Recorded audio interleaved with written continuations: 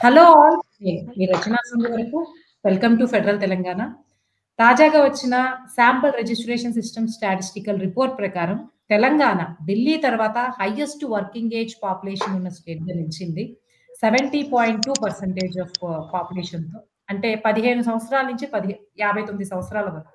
ఎవరైతే పనిచేసే వయసులో ఉంటారో వారి శాతం జనాభా తెలంగాణలో సెకండ్ ప్లేస్. ఢిల్లీ 70.8%తో ఫస్ట్ ప్లేస్‌లో ఉంది. తెలంగాణ సెకండ్ ప్లేస్‌లో ఉంది. సో, దీన్ని తెలంగాణ నేపథ్యంలో ఎలా చూడొచ్చు?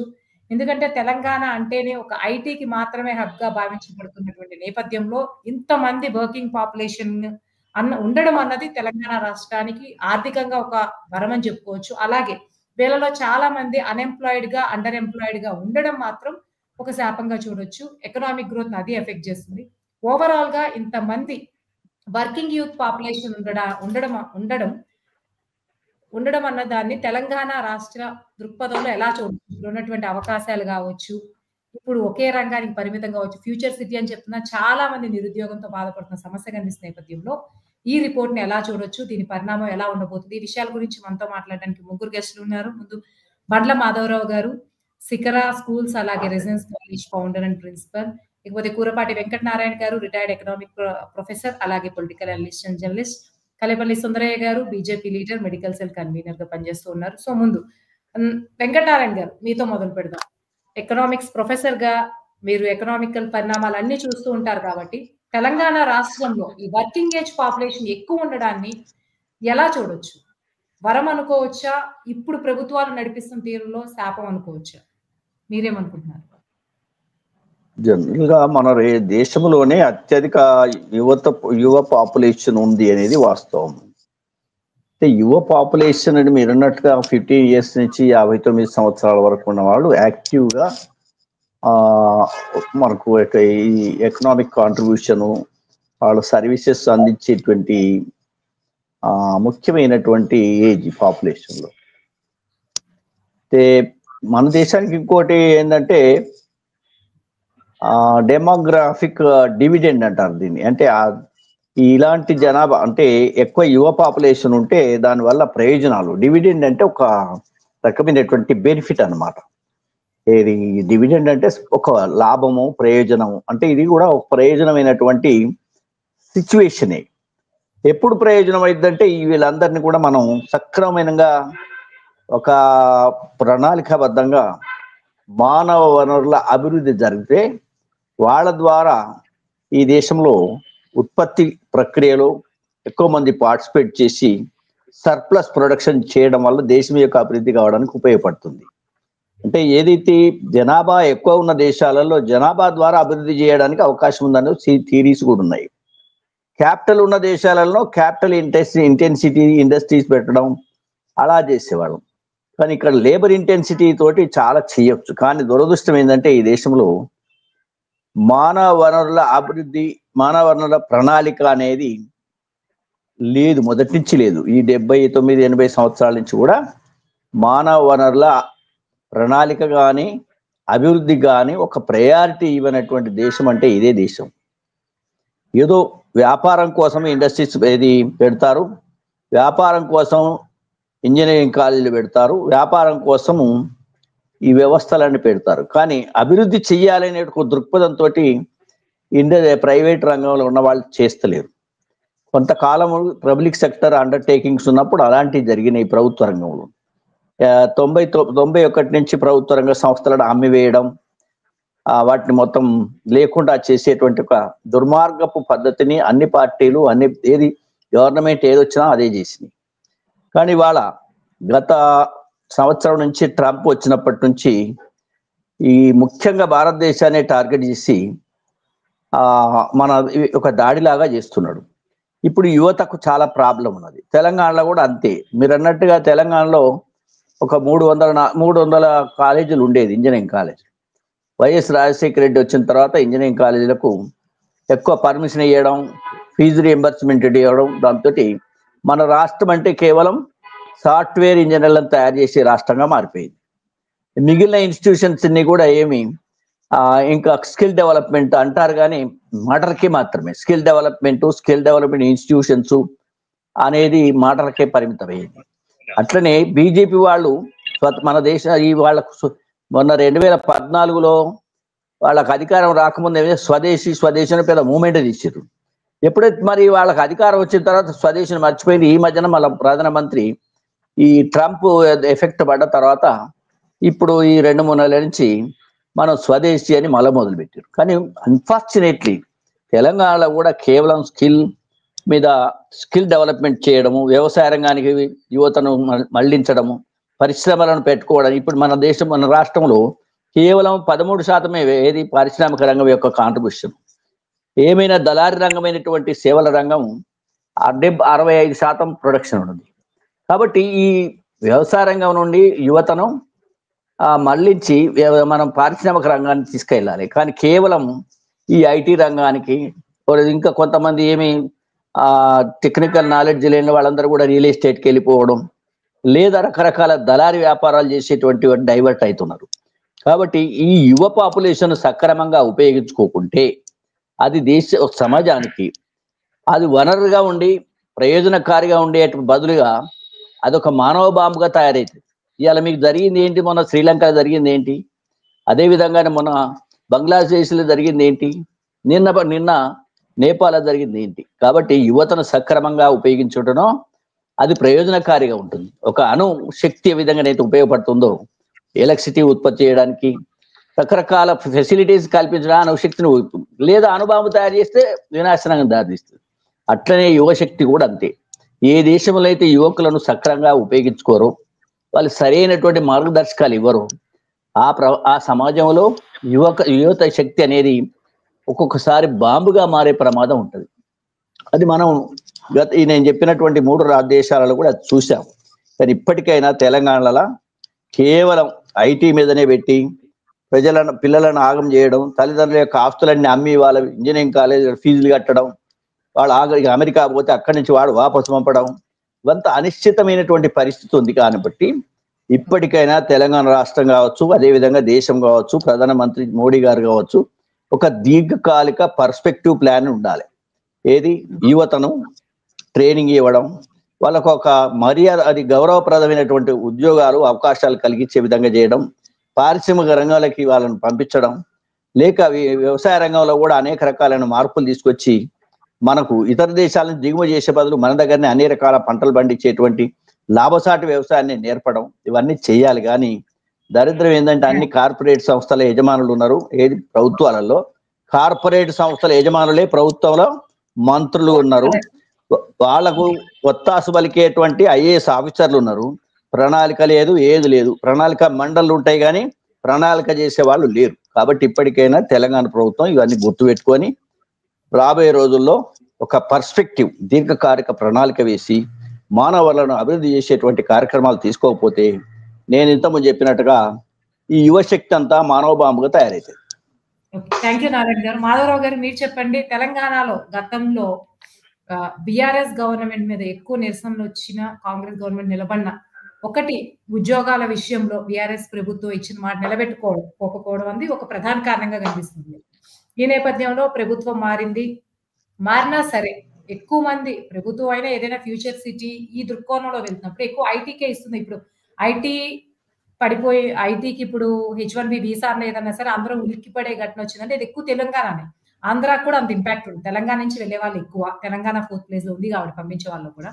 ఈ నేపథ్యంలో ఒక ఎడ్యుకేషనల్ ఇన్స్టిట్యూషన్ మీరు నడుపుతున్నారు కాబట్టి మీ ఎడ్యుకేషనల్ ఇన్స్టిట్యూషన్ నుంచి బయటకు వస్తున్నటువంటి ఇంటర్మీడియట్ స్టూడెంట్స్ కావచ్చు, వాళ్ళని కూడా మీరు ఫాలో అప్ చేస్తూ ఉంటారు కాబట్టి మీరు చూస్తున్న గత 4-5 ఏళ్లలో ఎంతమంది అండర్ ఎంప్లాయిడ్ గా ఉన్నారు, ఎంతమందికి స్కిల్స్ కి తగ్గ జాబ్ వచ్చింది, మొత్తం మీద ఈ యువత మీకు ఎలా కనిపిస్తున్నారు? మీరు దగ్గరగా చూస్తున్న యువత.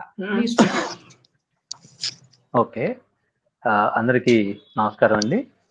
ప్యానెల్లో ఉన్నటువంటి ప్రజలందరికీ. దీనిలో 2-3 పాయింట్స్ ముఖ్యంగా మాట్లాడుకోవాల్సినటువంటివి ఉన్నాయి. నిజానికి ఈ యూత్ జనరేషన్ పెరగటం అనేటటువంటిది దీన్ని మనం వన్స్ ఇన్ ఏ జనరేషన్ ఆపర్చునిటీగా ఫీల్ అవ్వచ్చు అనమాట.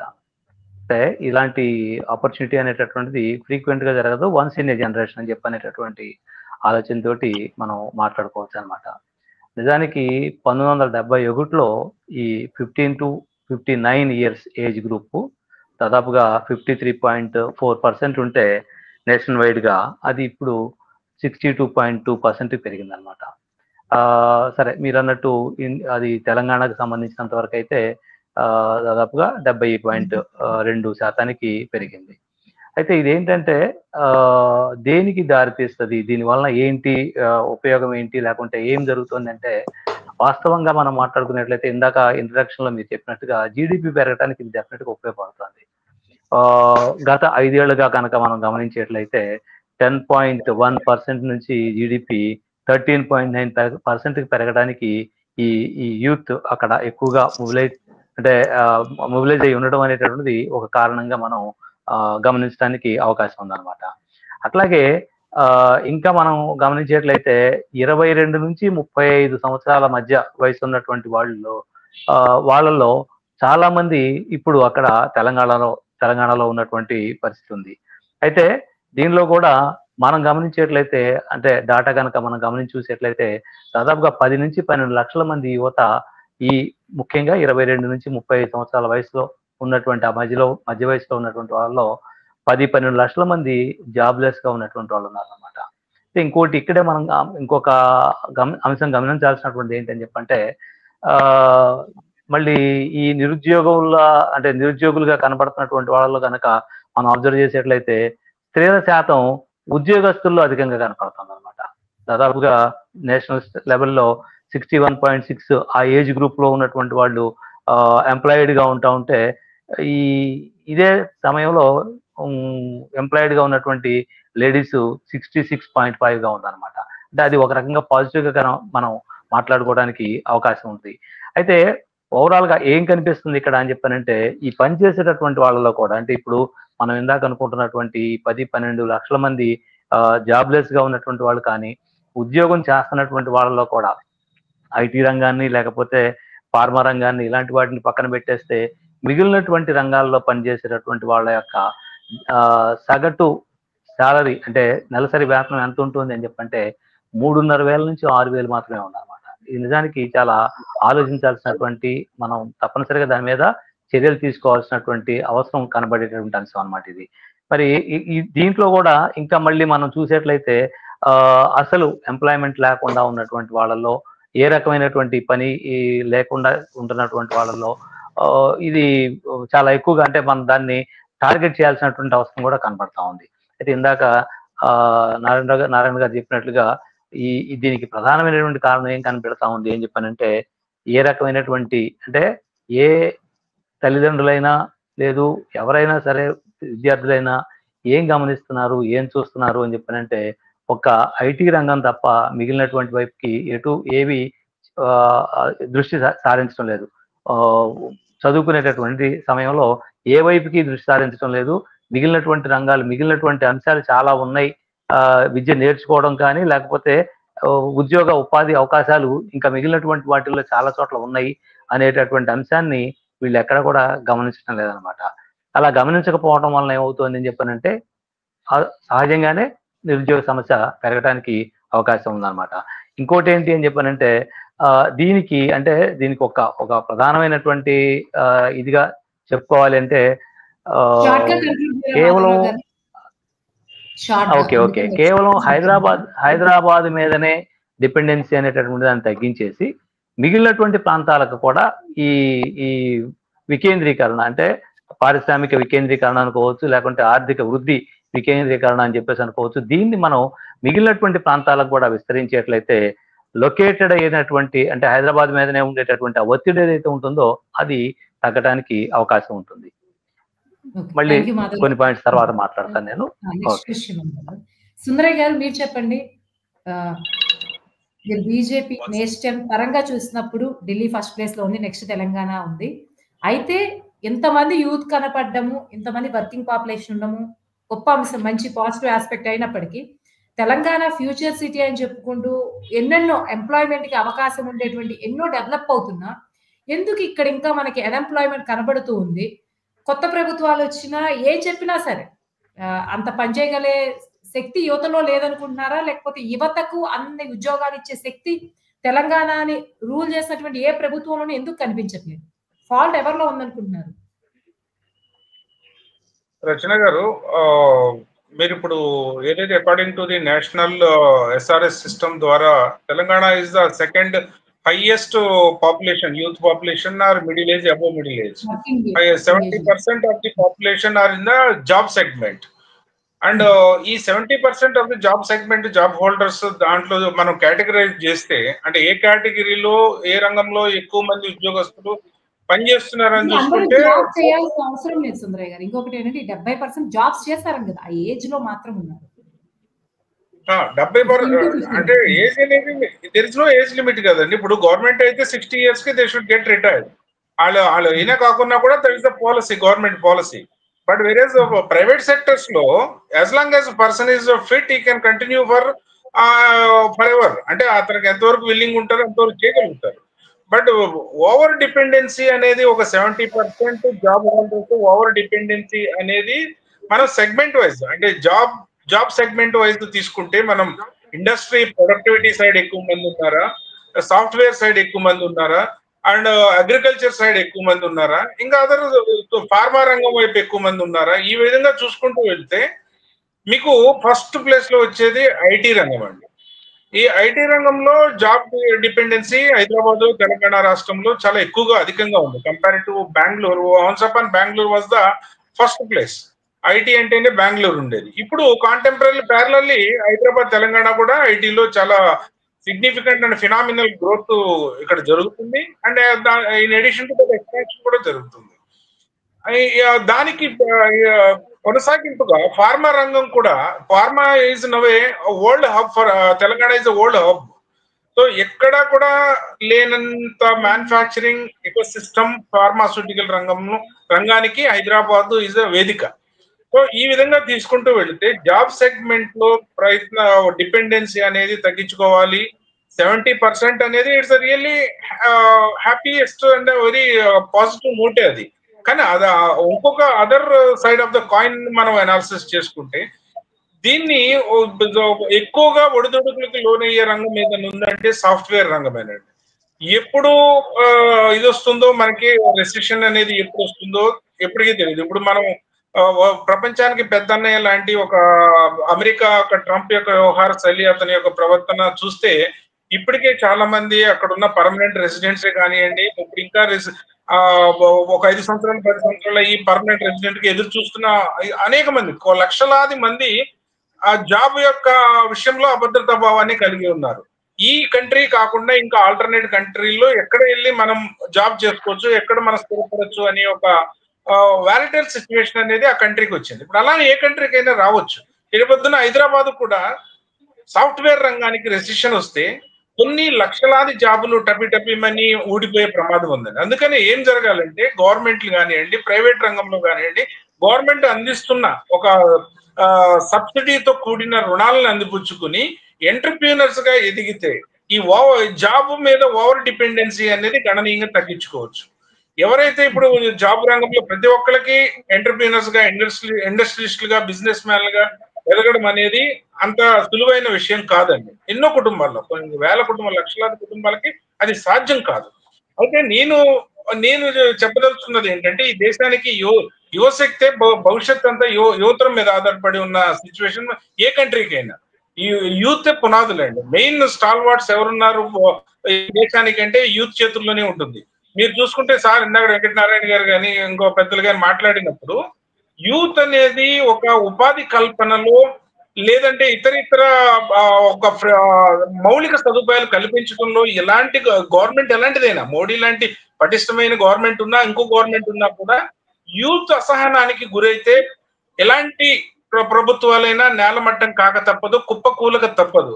దానికి ఎగ్జాంపుల్ శ్రీలంక, రాజపక్సే దేశాన్ని వదిలి ఏ విధంగా ప్రాణాలు అరిచేతుల్లో పెట్టుకుని వెళ్ళిపోయాడో, బంగ్లాదేశ్ హసీనా ఏ విధంగా ఇక్కడ మన దేశంలో తలదాచుకుంటుందో, రీసెంట్ గా నేపాల్ కానివ్వండి, ఇంకా ఇలాంటి ఉధృతాలు, ఇలాంటి ప్రళయాలు ఎన్నో చోటు చేసుకునే అవకాశం ఎప్పుడు వస్తుంది? యూత్ ని మనం విస్మరించినప్పుడు, వాళ్ళ యొక్క మౌలిక సదుపాయాల్ని పక్కన పెట్టినప్పుడు. ఇప్పుడు తెలంగాణ వరకు మాత్రం పటిష్టంగానే ఉందండి. కానీ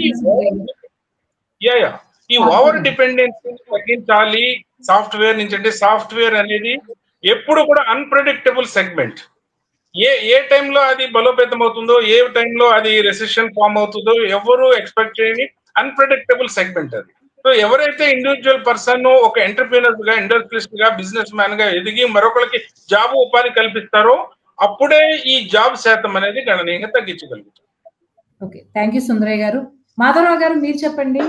ముందు ముఖ్యంగా ఇంతమంది యువత వర్కింగ్ పాపులేషన్ ఉన్నప్పుడు ఒక గవర్నమెంట్ ప్రొవైడ్ చేయాలి, లేకపోతే అక్కడి నుంచి రావాలి అంత ఎక్స్పెక్ట్ చేయడం అనేది ఏ గవర్నమెంట్ కూడా అంత పాపులేషన్ కి జాబ్స్ క్రియేట్ చేసేటువంటి సిచ్యువేషన్ ఉండదు. కాబట్టి విద్యాపరంగా ఎటువంటి మార్పులు వస్తే యువత ఎప్పుడు కూడా ఒక ఉపాధితో ఉండేలాగానో బిజినెస్ ఏదో ఉండేలా అవకాశం ఉంటుంది. విద్యారంగంలో ఆ అవకాశం ఇవ్వడానికి ఎటువంటి మార్పులు రావాలి? ఇప్పుడు ఎక్కడ విద్యా వ్యవస్థలో లోపం? ఓకే, ప్రధానంగా ఏంటంటే ఇక్కడ మనము అంటే జాబ్ ఓరియంటేషన్ అనేటటువంటి దాన్ని మనము కేవలం ఈ ఐటీకి సంబంధించినటువంటి వాటి మీద మాత్రమే దృష్టి పెడతాం తప్ప మిగిలినటువంటి వాటికి సంబంధించినటువంటిది ఇప్పుడు మనము ఎక్కడైనా సరే అంటే ఫుడ్ ప్రాసెసింగ్ సంబంధించి కావచ్చు. ఇంతకు ముందు నిజానికి మనం మాట్లాడుకున్నట్లయితే ఐటీఐ అనేటటువంటిది లోయర్ లెవెల్లో ఉండేటటువంటి యువతకి ఉద్యోగ అవకాశాలను ఇచ్చేటటువంటి ఒక పెద్ద ఉపాధి కల్పన ప్లేస్ గా ఉండేది అనమాట అది. కానీ ఇప్పుడు ఐటీఐ చదివేటటువంటి వాళ్ళు లేరు, అలాగే పాలిటెక్నిక్ చదివేటటువంటి వాళ్ళు లేరు. అంటే వీళ్ళంతా ఏమవుతున్నారు అని చెప్పారంటే కేవలం దీని మీద మాత్రమే, అంటే సాఫ్ట్వేర్ రంగం మీద మాత్రమే డిపెండ్ అవుతా ఉన్నారు. అందరికీ పోనీ అక్కడ అవకాశాలు సమృద్ధిగా దొరుకుతున్నాయా అని చెప్పేసానంటే అది కనిపించడం లేదు. అంటే దీన్ని బట్టి ఏం అర్థం చేసుకోవాల్సి ఉంటుంది అని చెప్పానంటే తప్పనిసరిగా మనము విద్యారంగంలో నైపుణ్యతతో కూడుకున్నటువంటి విద్యని, అంటే సాఫ్ట్ స్కిల్స్ అందించేటటువంటి విద్యని కనుక మనం పూర్తిగా హై స్కూల్ లెవెల్ నుంచి మనము దాన్ని ఇంట్రడ్యూస్ చేసేట్లయితే అప్పుడు మనకు కొంత ఈ రకమైనటువంటి ప్రెషర్ తగ్గడానికి అవకాశం ఉంటుంది అనమాట. అంతేకాకుండా ఇప్పుడు గ్రామీణ ప్రాంతాల్లో ఉండేటటువంటి యూత్ ఎవరైతే ఉంటారో, అర్బన్ లో ఉండేటటువంటి వాళ్ళకి ఉండే సమస్యలు ఎక్కడ ఉంటే గ్రామీణ ప్రాంతాల్లో ఉండేటటువంటి వాళ్ళకి వ్యవసాయ రంగానికి సంబంధించినటువంటి అవగాహన, అంటే కేవలం రొటీన్ గా ఉండేటటువంటి వ్యవసాయాన్ని చేయటం అనేటువంటి పద్ధతి కాకుండా వ్యవసాయ రంగంలో వచ్చేటటువంటి అధునాతనమైనటువంటి మార్పులు ఇలాంటి వాటన్నిటిని కూడా అక్కడ ఉన్నటువంటి యూత్ కి ట్రైనింగ్ ఇవ్వడం ద్వారా అక్కడ ఉన్నటువంటి వాళ్ళకి మనం వాళ్ళు అందిపుచ్చుకునేలాగా చేయడం ద్వారా చేసేట్లయితే అక్కడ అంటే దీంట్లో కొంత చేంజెస్ తీసుకురావడానికి అవకాశం ఉంటుంది. అట్లాగే సేమ్ టైం ఏంటంటే స్కూల్, కాలేజీ ఇలాంటి వాటికి ఎడ్యుకేషన్ సంబంధించినటువంటి మాట్లాడేటైతే మనం ఇంజనీరింగ్ కాలేజీలో కూడా గమనిస్తున్నాం. మనం ఆల్మోస్ట్ దాదాపు 70% మంది విద్యార్థులు కేవలం సిఎస్సి మీదనే, అంటే సిఎస్సి కోర్సునే చదువుతున్నారు అనమాట. కానీ మిగిలినటువంటి వాటిల్లో అక్కడ ఉన్నటువంటి ఇంకా మెకానికల్ కావచ్చు, లేకపోతే ఇంకా రకరకాల కోర్సెస్ మనకు అక్కడ ఇంజనీరింగ్ లో ప్రొవైడ్ చేసేటువంటి అవకాశాలు ఉన్నాయి. వాటన్నిటిని కూడా తీసుకునేటటువంటి అవకాశం, వాటన్నిటిని ఫాలో అయ్యేటటువంటి అవకాశం విద్యార్థులు కల్పించుకోవడం లేదు. అందువలన అక్కడ ఏ రకమైనటువంటి అభివృద్ధి, అంటే విద్యకు సంబంధించినటువంటి దాంట్లో ఏ రకమైనటువంటిది కనిపించడం లేదనమాట. థ్యాంక్ యూ మాధవరావు గారు. నారాయణ గారు మీరు చెప్పండి. విద్యా వ్యవస్థలో ఉన్నటువంటి లోపాలు రావాల్సిన వాటి గురించి మాధవరావు గారు మాట్లాడారు. రాజకీయ వ్యవస్థలో ఎటువంటి మార్పులు వస్తే ఇంత టాలెంటెడ్ యువత ఎవరైతే ఉంటారో వాళ్ళు అండర్ ఎంప్లాయిడ్ గా అన్ఎంప్లాయిడ్ ఉండకుండా ఉంటారు. ఎటువంటి ప్రాక్టికల్ మెజర్స్ గవర్నమెంట్స్ తీసుకోవాలి? ఇప్పుడు ఇది పాపులేషన్ ఇప్పుడు 72% ఉంది. చాలా మంచి ప్రయోజనకరంగా ఉపయోగించుకుంటే బాగుండని ఒక మాట మనందరం మాట్లాడినాం అందరూ కూడా. కానీ ఇంకొక 20 సంవత్సరాల తర్వాత ఏదంటే ఏజింగ్ పాపులేషన్ ఎక్కువ ఉంటుంది. ఇప్పటికే ఏజింగ్ పాపులేషన్ బాగా పెరుగుతుంది. అంటే పెద్ద మనుషులు 60 పైన ఉన్న వాళ్ళు యొక్క సంఖ్య పెరుగుతుంది. ఇది ఎక్కువ పెరిగినా కొలది ఏమైందంటే ఇంకో 20 సంవత్సరాలలో ఏజింగ్ పాపులేషన్ మెయింటైన్ చేయడం, వాళ్ళను భరించడం అనేది ఈ రాష్ట్రానికైనా ఈ దేశానికైనా చాలా ఇబ్బందికరమైనటువంటి పరిస్థితి ఏర్పడింది. ఇప్పటికీ ఓల్డ్ ఏజ్ ఉన్న వాళ్ళని ఎవరు పట్టించుకుంటలేరు. ఇటు పిల్లలు పట్టించుకుంటలేరు, అటు ప్రభుత్వం కూడా ఎలాంటి చర్యలు తీసుకోవడం లేదు. కాబట్టి ఇప్పుడు ప్రభుత్వం ఇప్పటికైనా కొంచెం, ఎందుకంటే ఇప్పుడు వచ్చిన ప్రభుత్వాలన్నీ కూడా ఏదో కేంద్రమైనా రాష్ట్రాలైనా కానీ కార్పొరేట్ సంస్థల యొక్క ఇన్ఫ్లుయెన్స్ తోటే నడుస్తున్నాయి, లేదా కార్పొరేట్ సంస్థల ఇన్వాల్వ్మెంట్ తో నడుస్తున్నాయి. ఇలా అనేక మంది యూనివర్సిటీలు పెట్టినంటే అదంతా కార్పొరేట్ సంస్థల యజమానులే, రాజకీయ నాయకులు, మంత్రులు, ఎమ్మెల్యేలు కాలేజీలు పెట్టుకున్నారు. మీకు ఈ దేశంలో 42% యువత మాత్రమే క్వాలిఫైడ్ ఉన్నారని చెప్పి అనేక పరిశోధనలు తెలియజేసినాయి. అంటే మిగిలిన 58% అంతా వాళ్ళు ఏదో డిగ్రీలు సంపాదించారు కానీ ఒక ఉపయోగకరమైనటువంటి పని చేసేయడానికి, లేకపోతే వాళ్ళకి డిగ్రీని బట్టి వాళ్ళకు ఉద్యోగం కల్పించే పరిస్థితి అలా ఈ దేశంలోని పరిశ్రమ ఒప్పుకోవడం లేదు. ఎందుకంటే పరిశ్రమ యొక్క రిక్వైర్మెంట్ ఒక రకంగా ఉన్నాయి, వీళ్ళు తయారు చేసే గ్రాడ్యుయేట్స్ కూడా ఒక రకంగా ఉన్నారు. అంటే క్వాలిఫికేషన్ ఉండొచ్చు కానీ వాళ్ళకి ఆ నాలెడ్జ్ లేదనమాట, ఆ లెవెల్లో వాళ్ళకి స్టాండర్డ్ లేదు. కాబట్టి ఈ రకంగా అన్ని ఏది ప్రైవేట్ కాలేజీలు పెట్టి పైరేవులు చేసి వచ్చిన విజిటింగ్ కమిటీకి లక్షల జీతాలు లంచాలు ఇచ్చి వాళ్ళు అప్రూవల్ చేయించుకొని ఏది ఏమి ఆ అటానమస్ యూనివర్సిటీస్ అని ప్రైవేట్ యూనివర్సిటీస్ అని తెచ్చుకొని పెట్టుకోవడం, దీని మీద నియంత్రణ కూడా లేదు. ప్రభుత్వం యొక్క నియంత్రణ ఏమాత్రం లేదు. అలా ప్రభుత్వంలో ఉన్న వాళ్ళు కూడా ఎవరి వాటా వాళ్ళు పంచుకొని తీసుకొచ్చుకుంటుంటారు. కానీ నిజాయితీగా ఈ దేశంలోని ఈ రాష్ట్రంలోని యూనివర్సిటీలు కాలేజీలు బాగా పనిచేయాలి, యువతను నిష్ణాతులైన వాళ్ళని చేయాలనేటువంటి లక్ష్యం ఈ ప్రభుత్వాలకు లేదు. ఈ ప్రభుత్వం ఇప్పుడు మన రాష్ట్రంలో ఉందనుకోండి, ముఖ్యమంత్రి గారి దగ్గర ఎడ్యుకేషన్ ఆయన దగ్గరే ఉంది, మున్సిపాలిటీ ఆయన దగ్గర ఉంది, హోమ్ ఆయన దగ్గరే ఉంది. ఆయనకు తీరిక ఉండదు, ఒక్క ఫైల్ చూడడు, లేదా ఒక్కరిని నియంత్రించలేరు. కేవలం మాటలకే కట్టుబడి మాటలు చెప్పుకుంటూ పోతే ప్రభుత్వాలు నడవచ్చు, కానీ వ్యవస్థ నాశనం అయిపోతుంది. కాబట్టి ఇప్పటికైనా ఈ రాష్ట్రంలో కానీ దేశంలో కానీ విద్యను ఇంతకుముందే వారు చెప్పినట్టుగా ఒక క్వాలిటీ ఎడ్యుకేషన్ ఇవ్వడంలో ఈ దేశము విఫలమైంది, ఈ రాష్ట్రం మరింత విఫలమైంది. ఎందుకంటే కేసీఆర్ ఉన్న పీరియడ్ 10 సంవత్సరాలు యూనివర్సిటీస్ను పట్టించుకోలేదు, కాలేజీలను పట్టించుకోలేదు, ఎంఈఓ లేరు, డిఈఓ లేరు, ఎక్కడ కూడా ఎవరు లేదు, ఇష్టారాజ్యంగా దోపిడీ చేస్తుంటే కూడా చూసిండ్రు. అంటే ప్రైవేట్ కాలేజీలు స్కూళ్ళు కానీ యూనివర్సిటీలు కానీ నిర్ణయించేటువంటి ఫీజులను నియంత్రించే శక్తి ప్రభుత్వాలకు లేదు. అలానే ఇంకా మీరు ప్రైవేట్లో కాకుండా ప్రభుత్వం కూడా స్కిల్ డెవలప్మెంట్ అంటే కేవలం ఏదో యునివర్సిటీ పెడుతున్నాం ప్రైవేట్లో యూనివర్సిటీ పెడితే ఎవరికి అక్కడ వస్తుంది?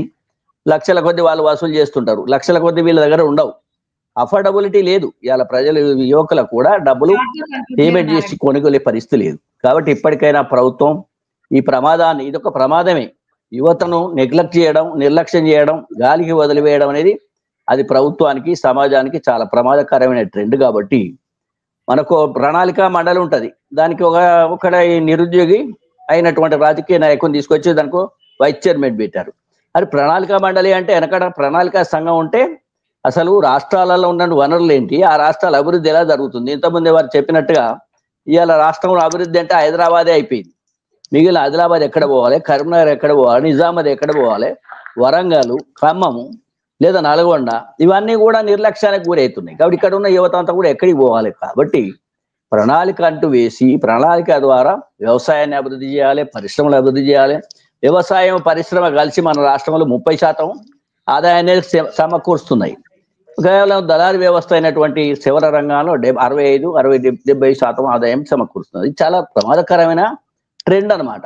కాబట్టి ఇప్పటికైనా ఈ ప్రభుత్వం ఈ కార్పొరేట్ సంస్థల ఊడిగం చేసుడు బంద్ పెట్టి తప్పకుండా ప్రజలను యువతను చక్కగా ఉపయోగించుకునేటువంటి దిశలో ప్రణాళిక వేసి ప్రణాళికాబద్ధంగా ఎడ్యుకేషనల్ స్కిల్ డెవలప్మెంట్ నాణ్యమైనటువంటి విద్యను ఇచ్చేటువంటి కార్యక్రమాన్ని తీసుకున్నట్టయితే ఒక 5-10 ఏళ్ల లోపల ఈ రాష్ట్రంలో ఉన్నటువంటి యువతను సక్రమ మార్గంలో ఉపయోగించినట్టయితే జీడిపి పెరుగుతుంది, వృద్ధి రేటు పెరుగుతుంది, ఉద్యోగిత పెరుగుతుంది, ఒక గౌరవప్రదమైన ఉద్యోగాలు దొరుకుతాయి, ప్రశాంతంగా యువత తమ పని వాళ్ళు చేసుకుంటారు. ఏజింగ్ పాపులేషన్ కూడా రేపు మెయింటైన్ చేయడానికి వాళ్ళని కూడా సాధడానికి కావాల్సిన శక్తియుక్తులు కూడా ఈ రాష్ట్ర ప్రజలకు వస్తుందని నేను భావిస్తున్నాను. థ్యాంక్ యూ నారాయణ గారు. సుందరయ్య గారు మీరేమనుకుంటున్నారు? రచన గారు, వెంకటనారాయణ గారు చెప్పినట్టుగా నంబర్ ఆఫ్ ప్రైవేట్ యూనివర్సిటీస్ పెరగడం వల్ల number of students pass out అయ్యి వాళ్ళ యొక్క పర్సంటేజ్ ఇయర్ ఆఫ్టర్ ఇయర్ పెరుగుతూనే ఉంది, అన్ఎంప్లాయ్మెంట్ సెగ్మెంట్. సో ఇవన్నీ కూడా మనం ఎనీ గవర్నమెంట్ ఓవర్కమ్ చేయాలంటే నైపుణ్యంతో కూడుకున్న ఒక ఎడ్యుకేషన్ సిస్టమ్ అనేది గవర్నమెంట్ రూపొందించాలండి.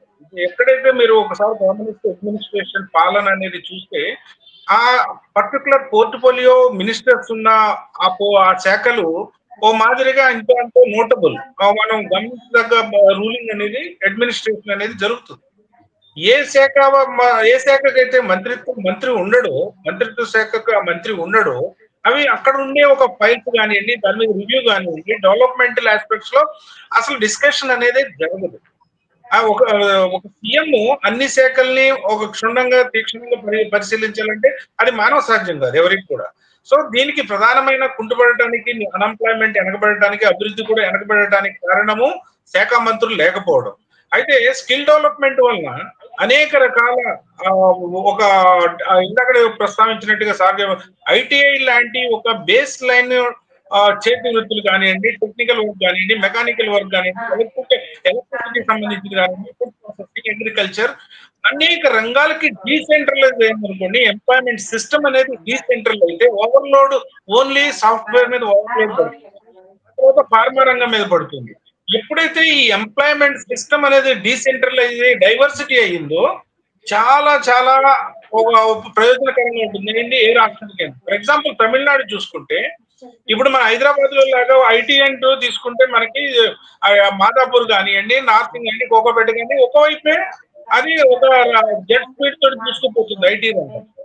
అదే మీరు తమిళనాడు ఎగ్జాంపుల్ గా ఒక రోల్ మోడల్ గా తీసుకుంటే, ఈవెన్ టైర్ 2 సిటీస్ లో మధురై లాంటి ఒక ప్లేస్ లో కూడా హైయెస్ట్ స్ట్రాంగెస్ట్ ఎస్టాబ్లిష్మెంట్ ఐటీ జరిగింది. ఇప్పుడు లాస్ట్ గడిచిన 10 సంవత్సరాల్లో బీఆర్ఎస్ ప్రభుత్వం కూడా ప్రజలకు హామీ ఏమి ఇచ్చిందంటే, మేము ఒకవైపు సిటీకి ఒక మూల వైపే మేము అభివృద్ధికి పరిమితం చెయ్యము, సిటీ నలుమూలలకు కూడా మేము విస్తరిస్తామని నామకి వాస్తే గట్కేసర్లో ఒక సంస్థ నెలకొల్పారండి. కానీ అక్కడ చెప్పుకోదగ్గ స్థాయిలో ఎంప్లాయీస్ లేరు.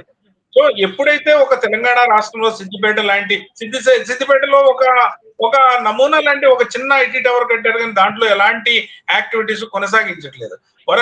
నగరానికి అత్యంత సమీప దూరంలో ఉన్న వరంగల్ లాంటి పట్టణాన్ని, కరీంనగర్ లాంటి పట్టణాన్ని, సిద్దిపేట ఇలాంటి పట్టణాలకి టైర్ 2 సిటీస్ లో కూడా ఈ అభివృద్ధి అంటే ఏదైనా కానీ అగ్రికల్చరల్ డెవలప్మెంట్ కానివ్వండి, ఐటీ డెవలప్మెంట్ కానివ్వండి, ఈ డెవలప్మెంట్ ని డీసెంట్రలైజ్ చేస్తే ఈ యొక్క లోడ్ తగ్గించి అనేక మందికి ఉపాధి కల్పించే అవకాశం through skill development and decentralisation of the development.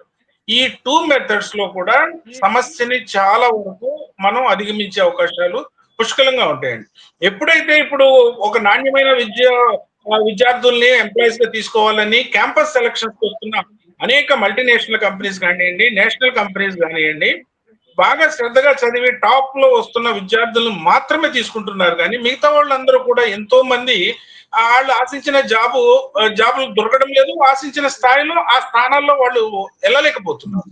So ఎప్పుడైతే ఒక క్వాలిటీతో కూడిన ఎడ్యుకేషన్, డాక్టర్స్ కానీ, ఇంజనీర్స్ కానివ్వండి, బీ ఫార్మసీ కానివ్వండి, ఎంఎస్సీ కానివ్వండి, ఎనీ సెగ్మెంట్ లో నైపుణ్యంతో క్వాలిటీతో కూడిన ఎడ్యుకేషన్ ఈ దేశానికి పటిష్టమైన యువతని అందించగలుగుతుంది.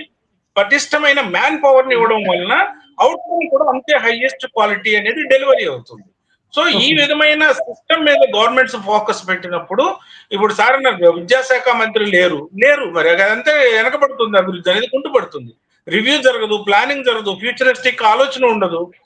సో ఈ విధమైన నైపుణ్యంతో కూడిన ఒక టాలెంటెడ్ యూత్ ని మనం సమాజానికి అందిస్తే అనేక రంగాల్లో వాళ్ళు విజయం సాధించి ఒక బంగారు భవిష్యత్తుని వాళ్ళు నిర్మించుకుని దేశానికి కూడా ఒక అభివృద్ధి పదంలో నడిపించడానికి వాళ్ళు దోహదపడే అవకాశం పుష్కలంగా ఉంటుంది. థ్యాంక్ యూ సుందరయ్య గారు. ఓవరాల్ గా చర్చ ముగింపుకు వచ్చేసాము. మీరేమనుకుంటున్నారు? ఫైనల్ గా 1 minute లో ముగ్గురు కన్క్లూడ్ చేసేస్తే చర్చ ముగించేద్దాం. మాధవరావు గారు మీరు కన్క్లూడ్ చేయండి 1 minute లో. ఓకే, అల్టిమేట్ గా చెప్పదలుచుకున్నటువంటి అంశం ఒకటే ఉందన్నమాట ఇక్కడ. ఏంటి అది అని చెప్పేసానంటే, బేసిక్ ఎడ్యుకేషన్ నుంచి మనకు అంటే నేషనల్ ఎడ్యుకేషన్ సిస్టంలో, ఎడ్యుకేషన్ పాలసీలో కొత్త ఎడ్యుకేషన్ సిస్టమ్ తీసుకొస్తామని చెప్పేసి అని చెప్తా ఉన్నారు.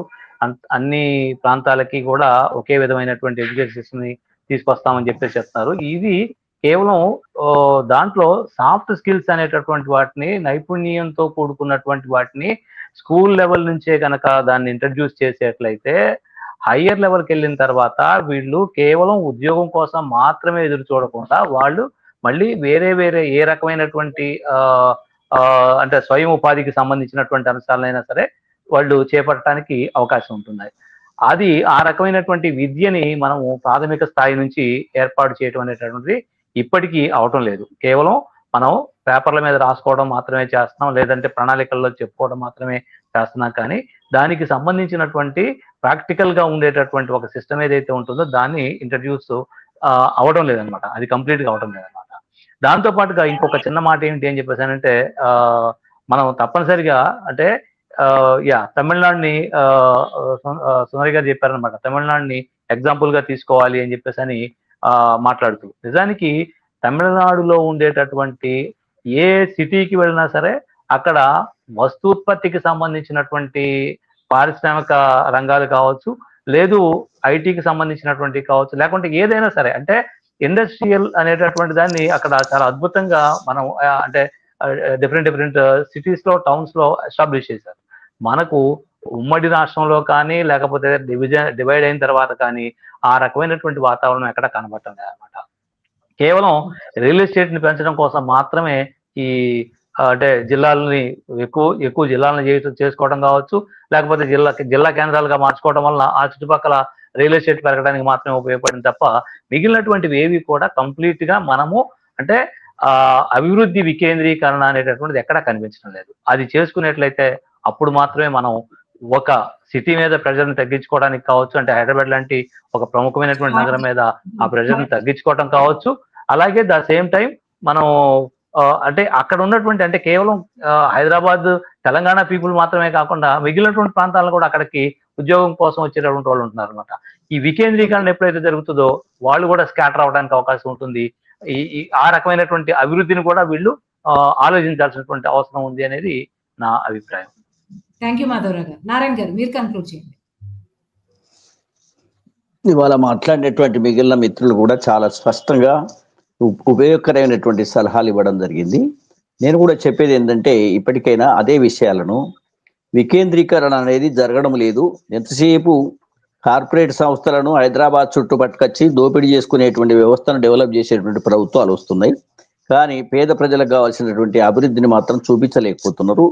అనేక జిల్లాలను కూడా నిర్లక్ష్యం చేసి కేవలం హైదరాబాద్ను ఆంధ్ర వాళ్ళు ఎట్లా చేశారో ఇప్పుడు కేసీఆర్ అలా చేశాడు, అదేవిధంగా రేవంత్ రెడ్డి కూడా అదే కొనసాగిస్తున్నాడు.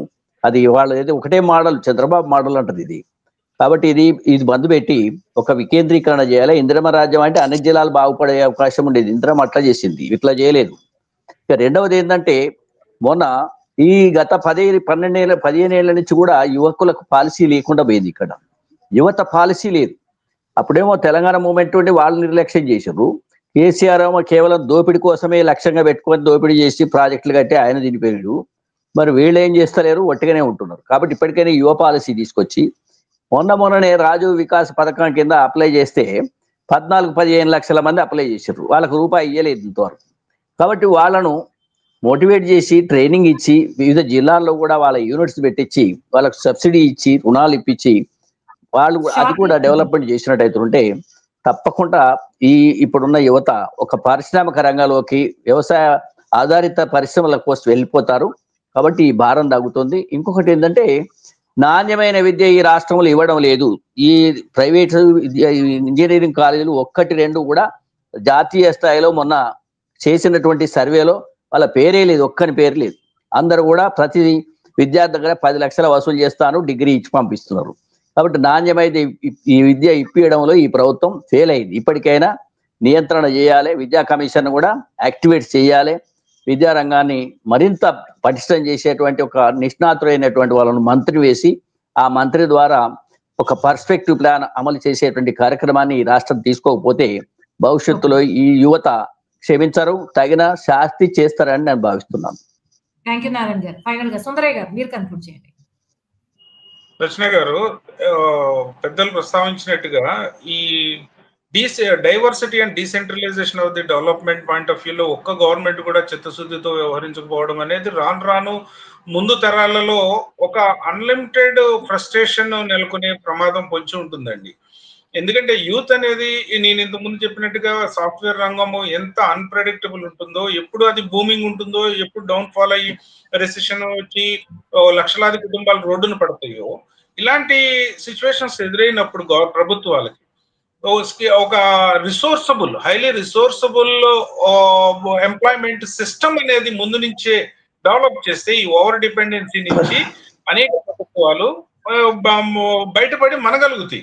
ఇప్పుడు వరంగల్లో టెక్స్టైల్ పార్క్ వరల్డ్ లోనే, అసలు ఏషియాలోనే ఒక వరంగల్ టెక్స్టైల్ పార్క్ ని ఒక రోల్ మోడల్ గా తీసుకునే స్థాయిలో మేము రూపొందిస్తామని గత ప్రభుత్వాలు దాదాపుగా 35,000 ఉద్యోగాలు ఇక్కడ మేము సృష్టిస్తామని ఓకదంపుడు ఉపన్యాసాలు అక్కడికి వెళ్ళినప్పుడల్లా ప్రజల్ని మభ్యపెట్టి ఎంతో ఆశ కల్పించి ఇలాంటి ప్రాజెక్టులు ఒకటే కాదండి. ఇట్లా తీసుకుంటూ పోతే ఫార్మాసిటీ ఇప్పుడు 12 సంవత్సరాలు అవుతుందండి దానికి పునాది వేసి రాయి వేసి.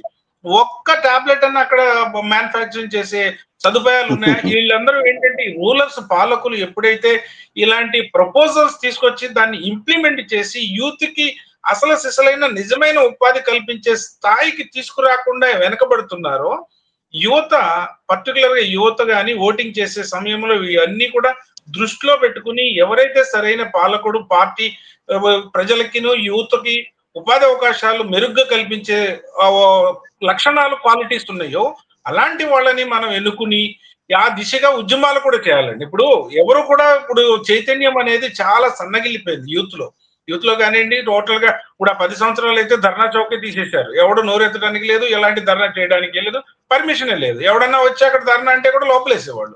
ఇప్పుడు ఇంత అంత కొంచెం బెటర్. సో ఇలాంటి అంశాల మీద కొంత పోరాటాలు జరిగితేనే వీళ్ళకు కూడా ఒక కనువిప్పు కలుగుతుంది. రాబోయే భావితరాలకి ఈ ఉపాధి కల్పన అనే అంశం మీద జాగరూకతతో వ్యవహరించే అవకాశాలు ఉంటాయి. ఓకే, థ్యాంక్ యూ సుందరయ్య గారు. మాధవరావు గారు, నారాయణ గారు, సుందరయ్య గారు, థ్యాంక్ యూ సో మచ్ ఇంత ఇన్ఫర్మేటివ్ డిస్కషన్. ఇంతటితో చర్చ ముగిద్దాం. నమస్తే.